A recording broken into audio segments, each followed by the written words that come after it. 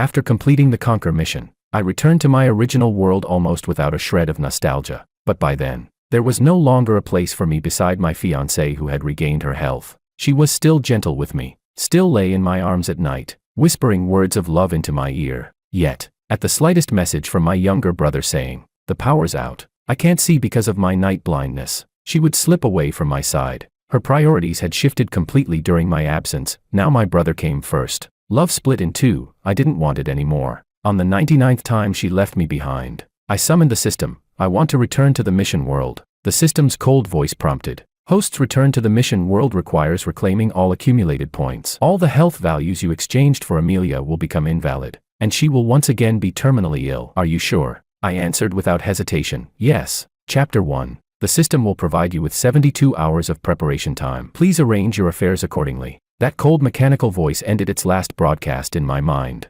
pronouncing the death sentence of my love without mercy. I replied calmly, "Got it. That's it. Everything should end." I had just managed to steady my emotions when the sound of the password lock's beeping came from the entrance. Amelia was back. "Richard, why don't you turn on the lights? What are you thinking about? Sitting here alone in the dark?" She walked over and, as always, flicked on the crystal chandelier in the living room. Warm, dazzling light poured down instantly. Unused to it, I closed my eyes briefly and didn't answer her. She seemed not to notice the displeasure on my face and spoke on her own. "Tonight is Bruno's birthday party. I came to pick you up. Go change your clothes. Don't keep him waiting." My heart felt as though an icy hand had gripped it hard, pain pricking densely until I could barely breathe. I thought I had already gone numb, but hearing his name from her lips still hurt this much. "Still," I nodded, forcing down that sharp pain with all my strength. "Okay, because these were my last 3 days in this world, my last 3 days with her. I no longer wanted, nor needed, any more arguments or turmoil." When I appeared at the grand, glittering entrance of the banquet hall with Amelia on my arm, Bruno, the star of tonight's celebration, came over at once. His gaze didn't land on me in the slightest, but I didn't care. The banquet had already gone on for a while before he suddenly seemed to notice my existence, covering his mouth in mock surprise. "Ah, brother, what are you doing over there in the corner? I didn't even see you." My mistake. I'll apologize with a drink. I'll punish myself first." As he spoke, he raised his glass to down it all at once, but just as his hand lifted, his wrist tilted suddenly, and the entire glass of icy red wine spilled onto my light-colored suit jacket. The expensive fabric was instantly stained with a glaring red, clinging tightly to my shirt underneath, leaving me in complete disarray. "Ah." Bruno let out an exaggerated cry and fumbled to grab napkins to wipe me clean. I'm sorry, brother." My hand slipped. I instinctively stepped back to avoid his false concern, but my foot slipped on the edge near the pool. In that moment of lost balance, I caught a glimpse of triumph flashing in Bruno's eyes. The icy, bone-chilling pool water swallowed me whole in an instant. My suit jacket, heavy with water, bound my arms tightly and dragged me down. I struggled beneath the water, choking several times, before I finally surfaced in a wretched state. Chaos erupted on the shore. Bruno's face had gone pale with fright as he stammered excuses. "Amelia. I didn't mean to. I really didn't mean to." How did brother fall in? Clutching the edge of the pool, I raised my head to look at the woman I had loved for 10 years. She was holding Bruno tightly in her arms, soothing him softly. The pain in my heart had long since numbed. For no reason, I felt like laughing, so I did. Only then did she furrow her brows and finally look at me in the water, her gaze devoid of pity, filled only with reproach. "Richard, today is Bruno's birthday. Don't make a scene. Make a scene."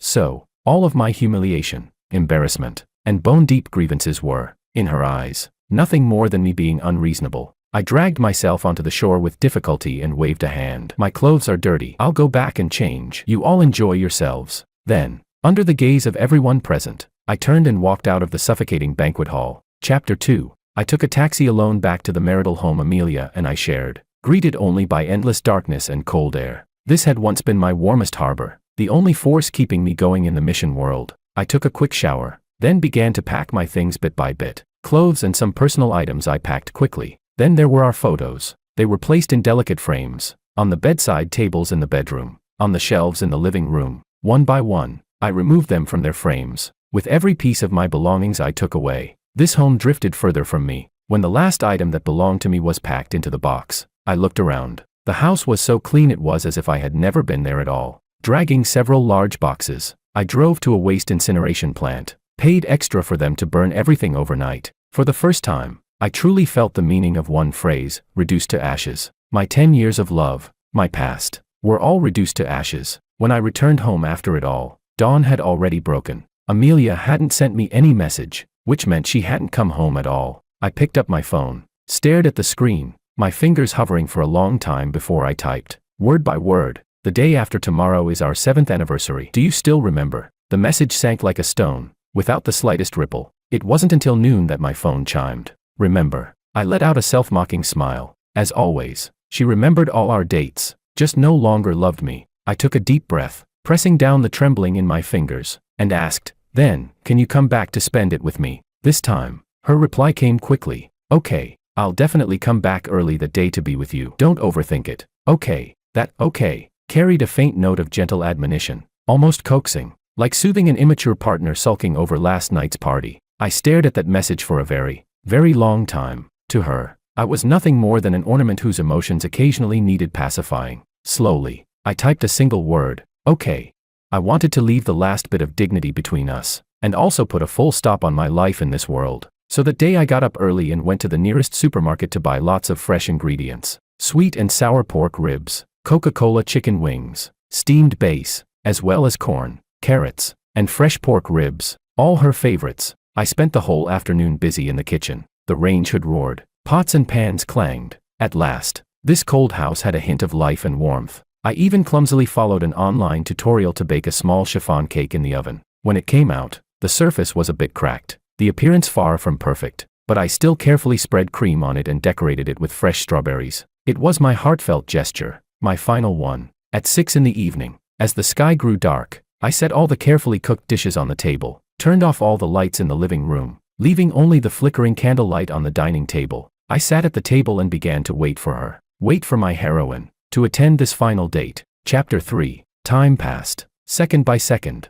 the clock on the wall ticked, like counting down the final seconds of my pitiful love. 7 o'clock. The dishes began to cool. I carried them back to the kitchen, reheated them in the microwave, and brought them out again. 8 o'clock. The soup had already gone cold. I didn't bother to warm it up anymore. 9 o'clock. The candle on the cake had melted into a pool of red wax. Like solidified blood and tears, it was nearly burnt out. 10 o'clock. My heart, like the food on the table, grew colder bit by bit, until it was frozen solid. 11 sharp. Just when I thought there would be no reply tonight, my phone lit up at last. A WeChat notification popped up. It was from Amelia. "Sorry, Richard. An emergency meeting came up at the company. I won't be back tonight." Below it, she had attached a photo as proof. In the photo, she sat in that wide executive chair, rubbing her temples with one hand. Obvious exhaustion written on her beautiful face. The background showed her spotless desk and the huge floor-to-ceiling window behind her. The city's dazzling nightscape outside. Everything looked so reasonable, flawless. If I hadn't seen the man's suit jacket casually draped over the leather sofa in the corner of the office. That style, I'd seen it before. At Bruno's birthday banquet, he was wearing that very one. I stared at the photo, at that glaring patch of dark gray fabric, for a full 5 minutes. Then I started to laugh. At first softly, then louder and louder, my chest heaving violently, until tears streamed down my face. One by one, the burning hot tears fell onto the icy dining table, cooling instantly. I had still been hoping for a perfect ending, but of course the outcome was inevitable. In that moment my heart finally went still, not even the slightest reluctance left. I wiped my face roughly and replied, "It's okay. Work is important. Take care of yourself." I didn't look again at the table full of cold, stiff food, nor at this home I had once cherished but now found suffocating. The door clicked softly shut behind me, sealing me off from that world. I took a taxi to her company. The night wind was cold, blowing in through the crack of the car window, stinging my cheeks. The system's cold mechanical voice sounded in my mind right on cue. "Host, there is 1 hour remaining in the preparation period. The return program will initiate immediately upon the cessation of your vital signs in this world." I closed my eyes and responded softly, "Got it." The taxi stopped steadily in front of Mu Group's headquarters. I walked unhindered up to the rooftop,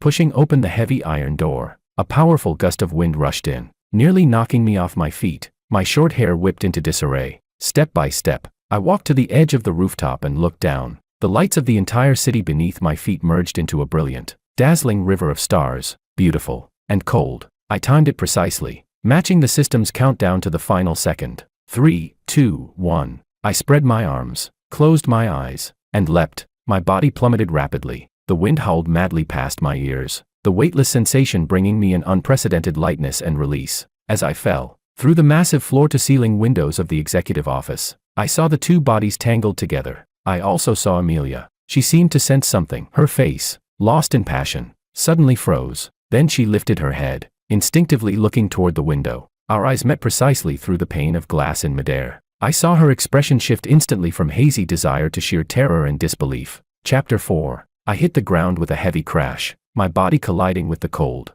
hard concrete, the dull sound echoing loudly. Agony surged through my limbs and bones like a tide, the sound of my skeleton shattering inch by inch vividly audible. But strangely, I didn't feel much pain, only an overwhelming sense of release. In the final second before my consciousness faded, I saw Amelia, disheveled, rushing out of the revolving doors of the building like someone gone mad. She hadn't even had time to put her suit jacket back on. Several buttons of her shirt had burst open, and her normally immaculate hairstyle was a complete mess. That face, always composed and calm, was now etched with fear and despair as if her entire world had collapsed. She ran toward me, stumbling, utterly frantic, and in my ears, there was only the cold yet melodious sound of the system. Host's vital signs detected as ceased. Return program initiated. Severing causal ties with this world. 10%. 50%. 100%. Severance complete. Amelia's world was torn apart in that instant, when she saw that familiar figure falling like a kite with its string cut through the massive floor-to-ceiling window. Her ability to think was ripped away, leaving only a terrifying blankness. Those eyes he had kissed countless times, always carrying a gentle smile, in that moment of falling, looked back at her, calm, even tinged with a hint of pity. In that moment, time seemed to stretch endlessly. She watched him fall, and fall, like a leaf torn by a violent wind, until he vanished from her sight. No.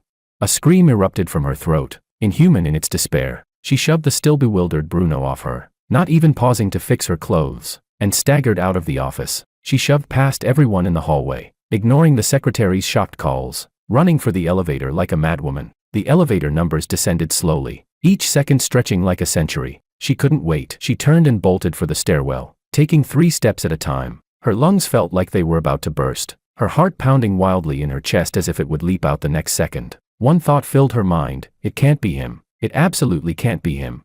Richard loved her so much. How could he ever leave her? This had to be him sulking again, punishing her for missing tonight. This had to be some cruel joke he was playing on her. Yes, that must be it.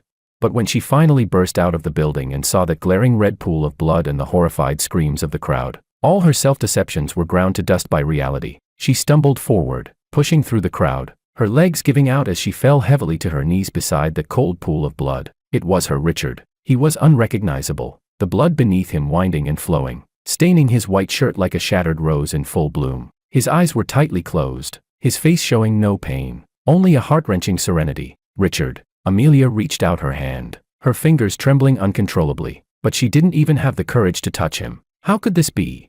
He had just messaged her that morning, asking if she remembered their anniversary. She had clearly promised him she would come back early to be with him tonight. Why was he here? Ah! She clutched her head, letting out a desperate, caged animal howl. The pain in that sound silenced all the noise around her. She didn't dare imagine that just minutes ago, she had been upstairs in the office, entwined with another man, and her lover, outside her window, had ended himself and everything between them in the most final way. This realization stabbed into her heart like a poisoned blade, twisting madly, shredding her insides into a bloody pulp. Her vision went black. She completely lost consciousness. Chapter 5. When Amelia woke up, she was already in a VIP hospital ward. The sharp smell of disinfectant filled her nose, and a cold needle pierced the back of her hand. She sat up abruptly, yanking out the 4-line, and, ignoring the doctor and nurses trying to stop her, she tried to get out of bed like a madwoman. Richard, where is my Richard? Her voice was hoarse, as though scraped by sandpaper. President, please calm down, sir. A young nurse instinctively wanted to say that Richard was already dead. Where is he? Tell me. Amelia's eyes were bloodshot, and the terrifying pressure in her tone made the little nurse flinch, unable to utter another word. At last, her assistant arrived and carefully told her, President, your husband's body has already been taken to the funeral home. Funeral home. The word struck her like a heavy hammer to the skull. She staggered, nearly collapsing, and had to be held up by her assistant. Prepare the car. She shook off the assistant's hand. Her voice carried no emotion, but was as cold as the dead of winter. Take me home. She didn't believe it. She didn't believe Richard was really gone. He must be waiting for her at home, waiting for her to explain. waiting for her to coax him. But when her trembling fingers pressed the code and opened the familiar door, what greeted her was only coldness and silence. She stumbled to switch on the living room lights, the pale glow instantly illuminating the room, and illuminating suffocating emptiness. Too clean. The place was excessively clean. On the living room shelves had once been their photos together, the kiss beneath the Eiffel Tower in Paris, their embrace by the sea in Santorini, their soft smiles under the cherry blossoms in Kyoto. Now, those delicate frames stood empty. She rushed into the bedroom. On the nightstand, the photo she loved most, him sleeping with his head resting on her arm, was gone. She opened the wardrobe. His half of the closet was empty. All the suits she had handpicked for him, not a single one remained. She dashed into the bathroom. On the sink, his blue toothbrush, his mint shaving foam, all gone. Every trace of Richard in this house had been erased. Erased so cleanly it was as if he had never lived here. As if he was only a dream she had dreamed for 10 years. No, impossible. Amelia collapsed to the floor, burying her hands in her hair, growling in pain, like someone possessed. She tore through drawers and boxes, desperate to find even a single belonging of his to prove he had really existed. But she found nothing. He had left so decisively, taking everything with him, leaving her only an empty shell, a shell filled with their memories, but without a single object to testify they had ever been real. Her mind, in that moment, completely shattered. She finally realized he truly no longer wanted her. Scenes from the past came flooding back. She remembered the first time she met him, in the university library, where he sat quietly by the window, sunlight on him, beautiful as a painting. She remembered when she was gravely ill, and he never left her side, accompanying her through chemotherapy, caring for her daily needs. She remembered how, to raise money for her surgery, he had gone off to join some special mission she hadn't understood at the time, one said to be life-threatening. All she knew was, he had been gone for 3 years, and her body had slowly recovered. Chapter 6. In the year he was gone, her frail, sickly younger brother Bruno began to appear frequently in her life. He would bring homemade soup to the hospital to see her, clumsily tell her jokes. When she vomited in pain from the side effects of chemotherapy, he would silently stand by, handing her a cup of warm water. She admitted that in those darkest, most helpless days, Bruno's presence gave her a thread of comfort. So when Richard came back, she couldn't immediately push Bruno away. Naively, she thought she could manage both. One was the lover who had walked through life and death with her. The other was the younger brother who had cared for her. She thought she could handle it well, but she was wrong. She remembered the first night after Richard came back when they fell asleep in each other's arms. She kissed his forehead, whispering again and again, "I love you." But when midnight came and her phone lit up, it was a message from Bruno. "Amelia, there's thunder outside. I'm scared." She hesitated for a moment, then gently pulled her arm from Richard's and got up to dress. Richard woke behind her, his voice rough from sleep. "Where are you going?" "Bruno's home alone and scared. I'm going to check on him." She remembered he stayed silent for a long time, so long she thought he'd fallen asleep again, before he softly answered, From then on, scenes like that repeated countless times. "Bruno's, the power's out. It's dark. I'm scared." "Bruno's, I've got a fever and no one's here to take care of me." "Bruno's, I twisted my ankle. It hurts so bad I can't walk." Each time, under Richard's calm gaze, she chose to leave. She mistook his calmness for silent consent and understanding. She even felt relieved for it, relieved that her Richard was always so mature and steady, until that night at the birthday banquet, when he climbed out of the pool, soaked to the skin, and those beautiful eyes no longer held their old light. Only deadened numbness remained, and she still used those words, "Don't make a scene," to snuff out the last bit of hope he had. In truth, he hadn't been unhurt, hadn't been unwronged. He had just gathered all his disappointment together, and in the end, used his life to give her the harshest, deepest blow. Ah. Amelia curled up in pain on the cold floor, like a child abandoned by the whole world, letting out a desperate wail. She had been wrong. She had been terribly, unforgivably wrong. She had mistaken glass for pearls and shattered her one true rare treasure with her own hands. Chapter 7. "Amelia, could you please open the door? I made your favorite pigeon soup." Outside the door came Bruno's timid voice. Amelia suddenly scrambled up from the floor and rushed over to yank the door open. When Bruno saw her bloodshot eyes and haggard appearance, he was startled. The thermos in his hand nearly slipped to the ground. "Amelia, you're scaring me. Get out." Amelia's voice was like that of a ghost crawling out from hell, steeped in bone-chilling cold. Bruno's face turned pale instantly, tears welling in his eyes. I was only worried about you. I told you to get out. Don't you understand?" Amelia slapped the thermos out of his hand. The boiling soup spilled all over the floor, splashing onto Bruno's hand. He cried out in pain. If it weren't for you constantly pretending to be pitiful, begging for sympathy, how would Richard, how would he?" She couldn't go on. Her heart hurt as though it was being torn apart. Every time she saw Bruno's pitiful face, she thought of Richard's calm, despairing eyes as he fell. It was her. She and this man together had forced Richard to his death. I didn't. Amelia. My brother's death had nothing to do with me. He was the one who couldn't take it anymore. Bruno sobbed in defense. Get out. Amelia pointed toward the elevator, each word squeezed through clenched teeth. From now on, don't ever appear in front of me again. Otherwise, I don't know what I might do. The madness and murderous intent in her eyes made Bruno shiver with fear. He didn't dare say another word. Stumbling and fleeing down the hall, Amelia closed the door, leaned against the cold wooden panel, and slowly slid down to the floor. She gave Richard the grandest funeral imaginable. The media of the entire city came. On the massive electronic screens, his most handsome photos played on a loop, but the visitors who came to mourn him were pitifully few. Only then did she realize, with heartbreaking sorrow, that she knew nothing of his world. She didn't know if he had any friends, didn't know where his family was. All she knew was that he once said, in this world, he only had her, and she had lost him. After the funeral, Amelia's health visibly declined at an alarming speed. One day, while handling documents at the office, she was seized by a violent cough and spat a mouthful of blood onto the pristine white papers. A hospital examination confirmed it. The illness had returned. Because of her fragile mental state, the cancer cells spread several times faster than before. The doctor told her she had less than 3 months left. When Amelia heard the news, she actually laughed. Perhaps this was for the best. She could finally go and be with her Richard. Bruno somehow heard about her condition. Crying, he begged to visit her at the hospital, but she refused to see him. Lying in the hospital bed, she grew thinner day by day, her consciousness blurring. Between moments of wakefulness and delirium, she always saw Richard. He looked just as he had the first time they met, wearing a white shirt, sitting by the window in the library, quietly reading. She would walk toward him, wanting to speak, but he would vanish like an illusion. Over and over, she repeated this scene in her dreams. In her final moments, she clutched her assistant's hand tightly, summoning her last bit of strength to whisper the same name again and again. Richard, my Richard. Chapter 8. I watched expressionlessly as the system projected Amelia's final journey. There was no sense of imagined relief, no trace of sadness. Inside, I was as calm as a pool of dead water. Perhaps, at the moment I leapt from the rooftop, everything between her and me had already, truly, come to an end. Her regret, her pain, her death, they no longer had anything to do with me. The karma of the previous world has been settled. Does the host confirm deletion of this memory segment?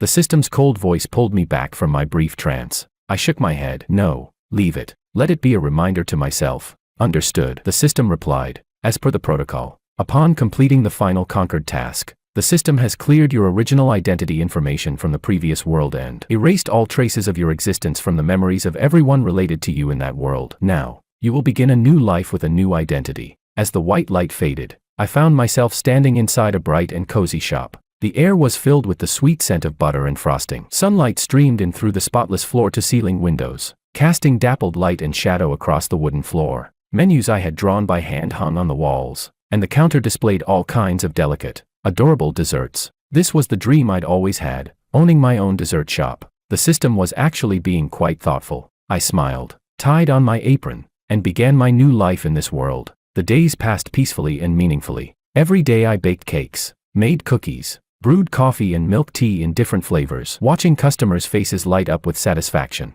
I felt genuine joy. I thought I would spend the rest of my life like this, safe and steady. Until that afternoon, the shop's doorbell chimed crisply, and a woman in a professional suit stepped inside. Tall and slender, strikingly beautiful with an air of competence, just by standing there. She made the little dessert shop feel suddenly small. When I saw her face, the piping bag in my hand nearly slipped to the floor. Freya, one of my former conquest targets. How had she found this place?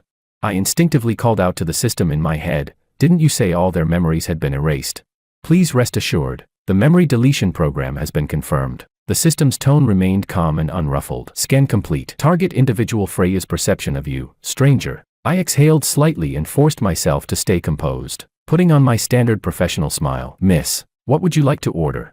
Freya's eyes swept over the shop before finally settling on my face. In those sharp eyes there was a hint of curiosity, and a flicker of something even she herself hadn't realized, confusion. She didn't answer my question right away. Instead, she silently looked at me for a long time, so long that the smile on my face began to stiffen. Just as I was thinking she might have recognized me, she finally spoke, her voice cool and magnetic. I'm not here to buy anything. My heart skipped a beat. She continued, a few days ago, My company ordered afternoon tea from your shop. Among the items was a strawberry chiffon cake. She paused, as if searching for the right words. I tasted a flavor I'll never forget. My heartbeat faltered. That strawberry chiffon cake was the first thing I had tried to make after coming to this world. It was also the only cake I'd ever made for Amelia, on our 7th anniversary. From that day on, Freya's gaze locked firmly onto me, that look almost frightening in its intensity. I've had an obsession. It tells me I must find the person who made the cake. My hand holding the piping bag unconsciously tightened. Her eyes, once cold, now gradually softened with warmth. There was even a faint, earnest plea in them. Hello, my name is Freya. She extended her hand, the corners of her lips lifting into the slightest curve. May I have the honor of getting to know you?